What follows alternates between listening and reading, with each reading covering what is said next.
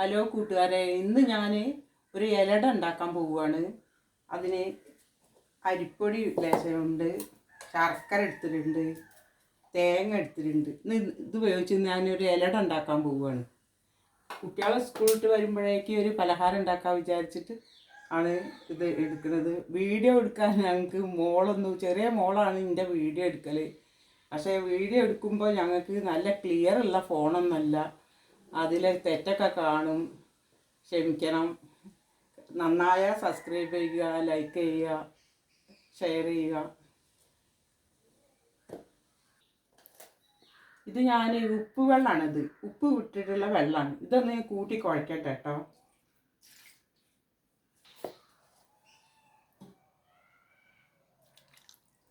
വെള്ളം കൂടുതലാവാൻ പറ്റൂല, ചെറുതായിട്ട് ഇങ്ങനെ പരത്തേണ്ട പാകത്തിൽ വെള്ളം പറ്റുള്ളൂ. അപ്പം ഞാൻ ഒന്ന് നല്ല കുഴച്ചെടുക്കട്ടെ കേട്ടോ.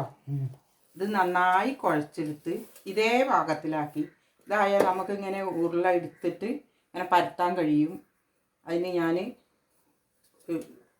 ഇല എടുക്കട്ടെ, ഇലയിൽ പരത്തണം.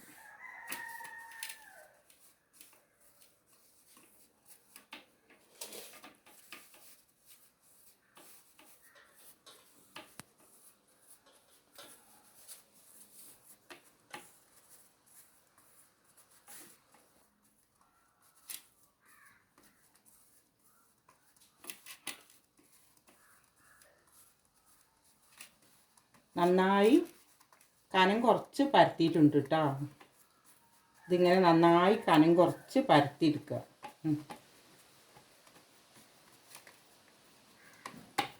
എന്നിട്ട് അതിൽ തേങ്ങ ഇടുക.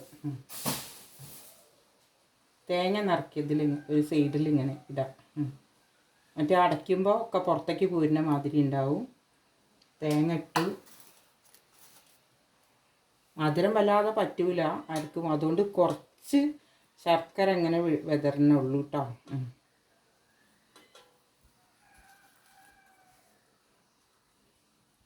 ഇനി അതിങ്ങോട്ട് അടയ്ക്കുക.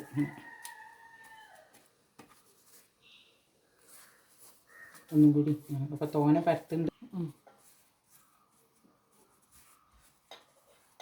മക്കൾ സ്കൂളിട്ട് വരുമ്പോഴേക്ക് ആവണം വിചാരിച്ച് വേഗത്തിൽ നോക്കുകയാണ്. ലിയമോളാണ് വീഡിയോ എടുക്കൽ. ഇന്ന് മരുമോളെ കൊണ്ടാണ് വീഡിയോ എടുപ്പിക്കുന്നത്. പരത്തിയിട്ട് അതിൽ തേങ്ങ ഇടുക.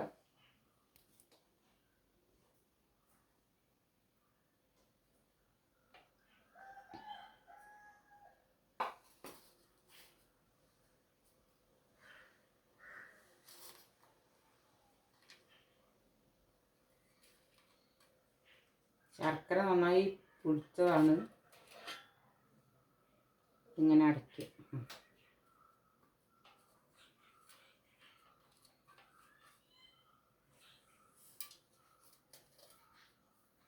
വീട്ടിലേക്കൊക്കെ മരുമോളെ വീട്ടിലേക്കൊക്കെ ഇങ്ങനെ കുമ്പിൾ കുത്തിയാലാണ് ഇങ്ങനെ തേങ്ങയും ശർക്കരയും നിറയ്ക്കുക. ഇവിടെ നമ്മൾ എങ്ങനെ കാട്ടുക, ഇലയിൽ അട ഉണ്ടാക്കുക ചെയ്യൽ. ഇതിൽ നാളികേരം നിറയ്ക്കുക,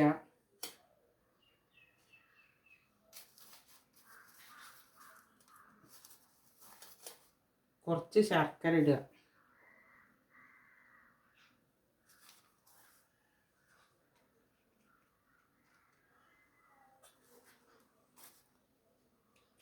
ഇനി ഇതുകൊണ്ട് അത് അടയ്ക്കുക. ഇങ്ങനെ പരത്തിയിട്ട് ഞാൻ ഇത് ആദ്യമായിട്ട് ചെയ്ത് നോക്കുക കേട്ടോ. ഇത് മോള് പറഞ്ഞതുകൊണ്ട് ചെയ്യാം. എനിക്കറിയൂല അതെങ്ങനെയെന്നുള്ളത്.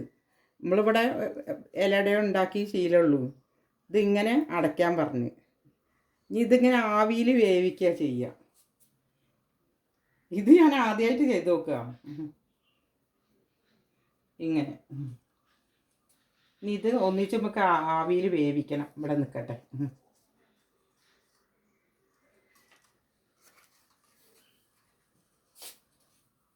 ഇങ്ങനെ പരത്തിയിട്ട് ഇതിൽ വെക്കുക. അങ്ങനെ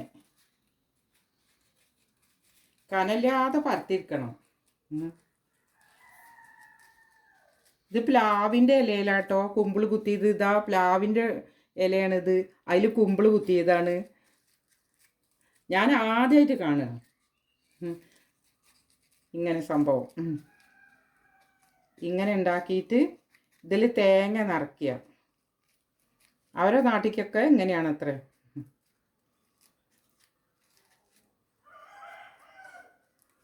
ഇനി അതിൽ തേങ്ങ നിറയ്ക്കുക.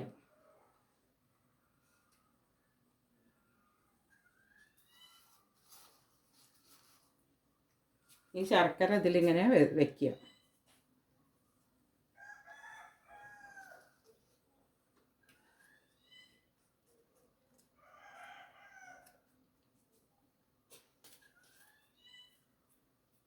ഇനി ഇത് അതിൻ്റെ മുഖം ഇങ്ങനെ അടയ്ക്കുക. അത് കനം കുറച്ച് ഉണ്ടാക്കണം, എന്നാലേ ടേസ്റ്റ് ഉണ്ടാവുള്ളൂ. ഞാൻ ഇതിൽ വെറും ശർക്കരയും തേങ്ങയും മാത്രമേ ചേർത്തിട്ടുള്ളൂ, വേറെ ഒന്നും ചേർത്തുന്നില്ല.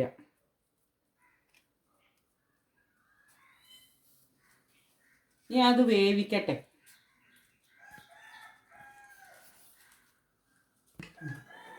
ഞാൻ ഗ്യാസ് കത്തിച്ച് ഇനി ഞാനിത് വെക്കട്ടെ. ഇലയുടെ എന്നൊരു സൈഡിൽ ഇങ്ങനെ വെക്കാം. ഇങ്ങനെ ആവി വരാൻ വേണ്ടിയിട്ട് ഒരു സൈഡിൽ വെക്കുക.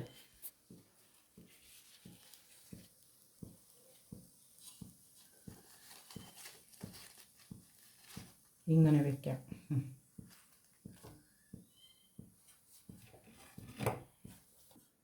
വെള്ളം തിളച്ചതിന് ശേഷം ആവി വന്നിട്ട് ശരിയാവും. അടച്ച് വയ്ക്കാം. ഇതിപ്പോൾ നന്നായി വെന്തിട്ടുണ്ടാവും. അരമണിക്കൂറൊക്കെ ആയിട്ടുണ്ടാവും.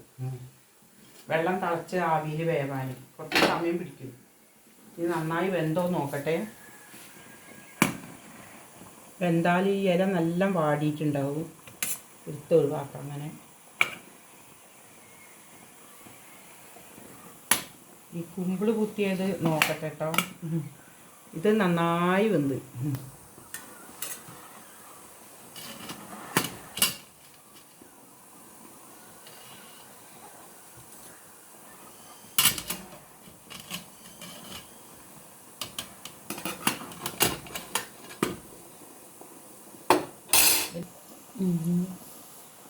ഉണ്ടാവും.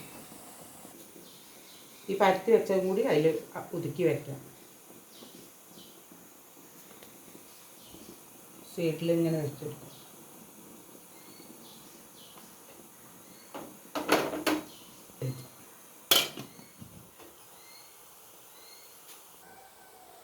ഇതിപ്പോൾ അത് നന്നായി വെന്തിട്ടുണ്ട്.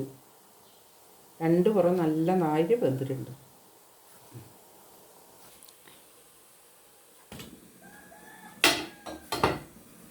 ഇപ്പം നല്ലോണം വെന്തു. ബാക്കിയുള്ളതും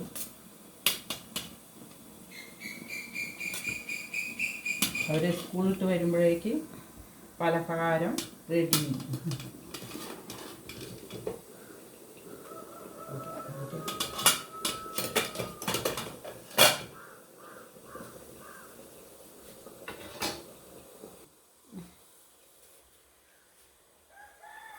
പലഹാരം റെഡി. വൈകുന്നേരത്തെ ചായക്കുള്ള പലഹാരം റെഡി.